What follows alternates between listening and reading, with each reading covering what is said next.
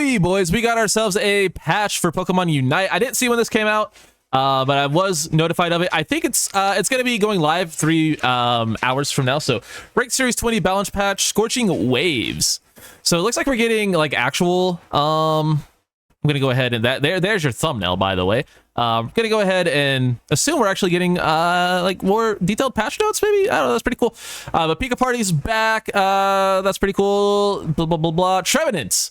Its powerful synergy with allies in large-scale effects that leave opposing Pokemon unable to act led to high usage rates in tournaments while retaining its characteristic of coordinating with teammates. The damage has been nerfed to make it more difficult to take down opponents alone. So Woodhammer's damage has been decreased and its cooldown has been increased. And then Curse's damage has been decreased a little bit from level 5 to level 15. Okay, that's only when you have Curse. Okay, so that's not like a huge nerf to Curse. It's still going to be good.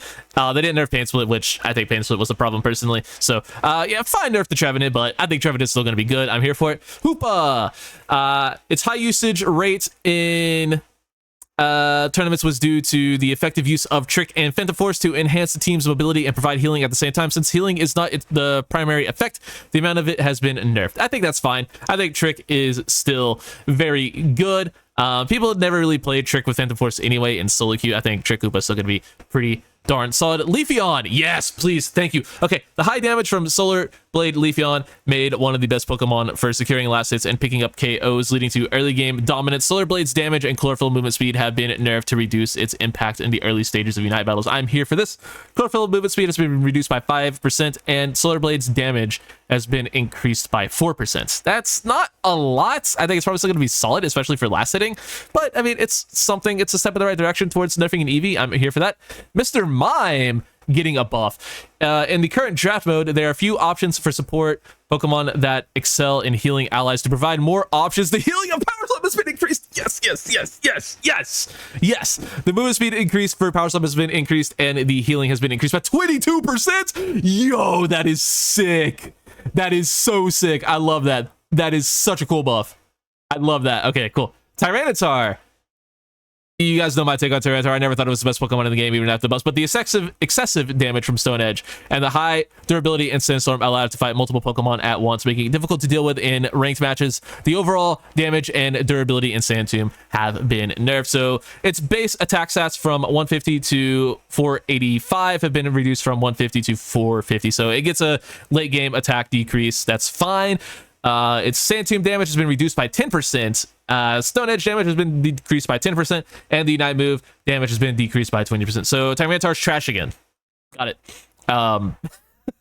Yeah, the buffs, obviously Tyranitar was really good. Bordering S tier, but I still think it was highly overrated. It's a noob stomper, it's a pub stomper. And they just kind of gutted it again. Just, I don't know if it's like fully reverted the changes, but they did a lot to nerf it again. It'll still be fine. It's just going to be back to the thing where it was before, where it's a good Pokemon once you get level 9. But you're just going to be stuck not being level 9 for most of the game again. So, I don't know. Scyther Scizor. With the adjustment to the effect of Muscle Band, the effect is now activates twice when Technician activates, significantly increasing the damage dealt. To balance this, the cooldown of Sword Sense has been increased, reducing the frequency of Technician's activation. That's cool. Miraidon. The damage dealt by Electro Drift was too high for a move that is difficult to avoid, so it has been nerfed. Okay, so just a straight up nerf to Electro Drift. That's cool. Blaziken. The effect of the Blaze ability was insufficient given the high requirement of 5 attacks for activation, so the HP recovery amount has been increased.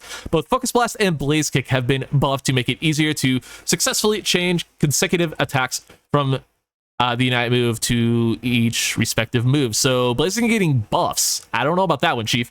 5% healing of max HP has been increased to 7%, and healing under 50% has been increased by 3%. Focus Blast cooldown and Blaziken. Okay, so it's just cooldown buffs. Okay, not really much. Blaziken gets a little bit tankier and gets to use its moves slightly more often. That's fine. Slowbro. To enhance its ability to withstand more attacks as a defensive or a defense type, the recovery amount and effects of his moves have been increased. Specifically, Scald has been buffed to counter physical damage dealing Pokemon.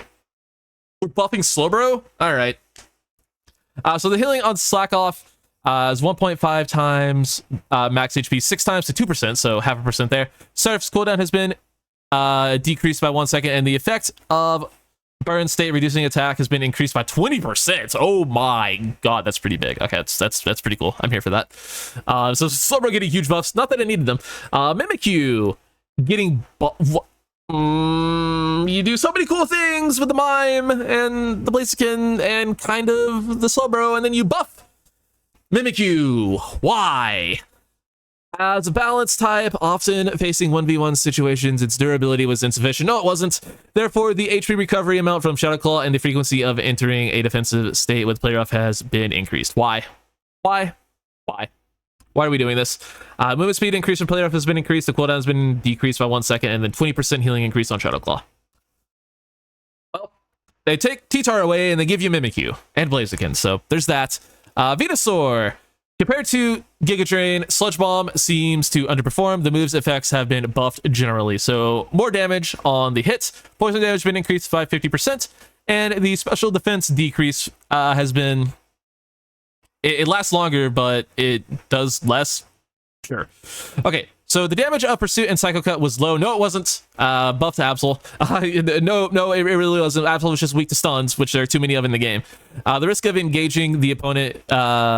making the risk of engaging the opponent significantly higher compared to other speedster types. The damage of these moves has been buffed to reduce this risk, allowing for more opportunities to KO the opponent's Pokemon than before. Damage from the front increased by 22%. Okay, so now you can just use Pursuit and be bad at it. All right, sure. And then just a straight blade damage. So the initial cast of Psycho Cut does 50% more damage. What are we doing? Ooh. Buffs the Garchomp. Okay, now you got me back on board. I don't care how you break the entire game if we're gonna buff Garchomp. All right, now we're speaking my language. Despite being a Pokemon that requires a high level to evolve, its impact on the game, even after evolution, was insufficient to enhance its strength when surrounded by opposing Pokemon. Resistance effects from opponents have been increased, and the effects of the moves have been buffed. So the reduction rate of effects received from opponents, so it has more hindrance resistance. Essentially, that's pretty cool. Earthquake does 15% more damage. Dig does 10% more damage. Dragon Rush has a lower cooldown, and Dragon Rush Plus has a lower cooldown. That's fine. Dig is still going to get canceled all the time, so the damage increase is going to be irrelevant. But I mean, hey, as like one of my favorite characters, I am so here for Garchomp buffs. Duraludon. It's still going to be bad. Spoiler alert. I don't even need to read it, but because Duraludon's awful. But let's go ahead and read it. I just want to piss off Duraludon players. Okay, this looks like a lot. It might actually be good now. With the win rate in ranked matches within a normal range, the usage rate remains low. Duraludon has a clear advantage in KOing Rayquaza, but a strategy focused solely on this makes the battle monotonous and diminishes the enjoyment of Unite battles. To address this, we have made overall adjustments to its stats and moves, aiming to reduce the monotony and allow Duraludon to actively participate in battles as an attacker proficient with defending goals and other objectives. So its base attack speed has been increased from 10% to 80% to 10% to 60%. Okay, so it has less attack speed. I was about to freak the fuck out. Its enhanced attack deals additional damage from 3% of max HP to 1.5%. So they lowered it's just raw attack damage, but Flash Cannon with the move is used.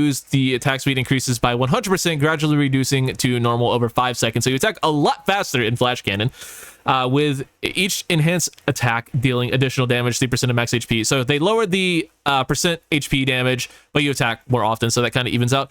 Dragon Pulse, when slightly charged, is a 14% increase. Damage when fully charged is a 15% increase on Dragon Pulse.